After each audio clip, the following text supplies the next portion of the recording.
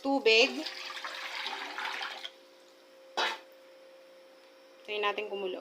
Lalagay lang ako ng cooking oil or mantika. Kunti lang. Salt. Kunti lang din salt. Para may lasa lang yung gagawin yung anuhan natin pasta. Kunti lang. Inaanda natin yung pasta. Gagawa nga pala ako ngayon ng kimchi pasta. Wow! Para sa ating sarangke. Birthday. Wow! Ayan. Hindi ko ubusin ito. Sabi natin marami. Tama na yan. Tapos balikan na lang natin. So, ngayon, pagkatapos na natin, patay na natin to. Tapos, okay na yan. Hindi masyadong maano. Huwag na nating lutuin na masyado para hindi siya malabsa.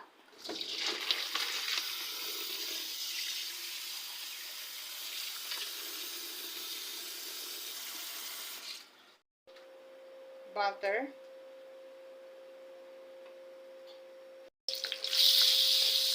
Bacon. Try natin na mag-brownish yung bacon. Try natin na mag-ano siya. Na mag-brown. Try natin to na mag-brown. Yan, malakas na ito yung gamit ko dyan. Ayan, gagawa pala ako ngayon ng kimchi pasta. Mantika nga.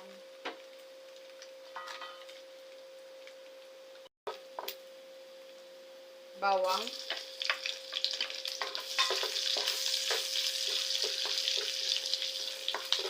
Sibuyas.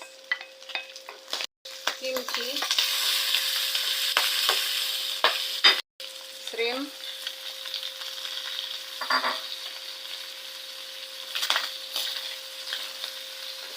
Muna natin. Yung shrimp kasi madalitan mo. Chili. Chili green, chili red. Oyster sauce, konti lang.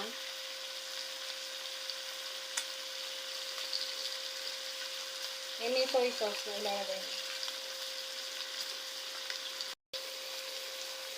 Korean paste. Another Korean sauce.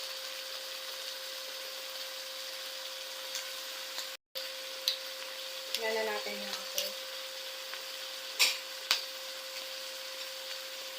Mix lang natin.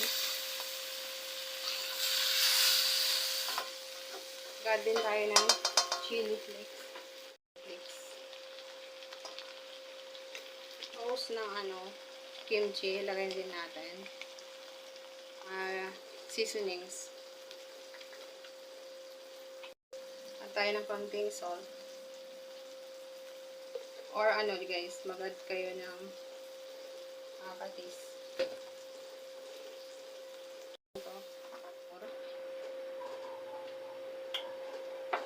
Kaya lang muna natin na matunaw yung any kind ng guys. Kahit anong cubes. Pero ang gamit ko is chicken. So ngayon, pwede na natin dagdagan ng cheese. Wow! Lagyan natin ng cheese na galing cheese. Bago natin ilagay yung pasta. Ayan. That's it.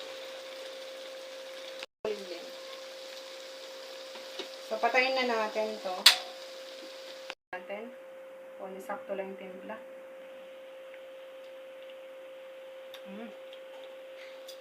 More spicy. Add natin to lahat. Pinatay ko na yung para mag-stop na siya. Wow. So, na ba kayo sa Korean kimchi, guys? It's okay na.